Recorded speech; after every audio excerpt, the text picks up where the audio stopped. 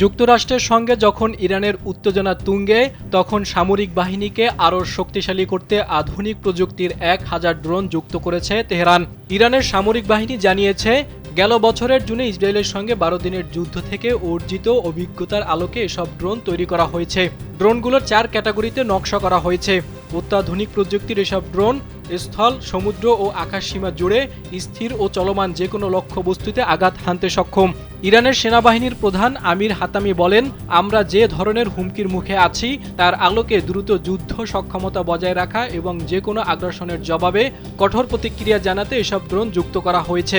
এর আগে ইরানের পররাষ্ট্রমন্ত্রী আব্বাস আরাকচি ট্রাম্পের হামলার হুমকির বিরুদ্ধে পাল্টা হুমকি দিয়ে বলেন, প্রিয় ভূমি, আকাশ ও সমুদ্রের বিরুদ্ধে যে কোনো আগ্রাসনের জবাবে তাৎক্ষণিক ও শক্তিশালী প্রতিক্রিয়া জানাতে আমাদের সাহসী সশস্ত্র বাহিনী ট্রিগারে আঙ্গুল রেখে প্রস্তুত রয়েছে। যুক্তরাষ্ট্র যদি ইরানের বিরুদ্ধে কোনো ধরনের আগ্রাসন চালায়, তাহলে ইরানের সশস্ত্র বাহিনী তাৎক্ষণিক ও শক্তিশালী জবাব দেবে।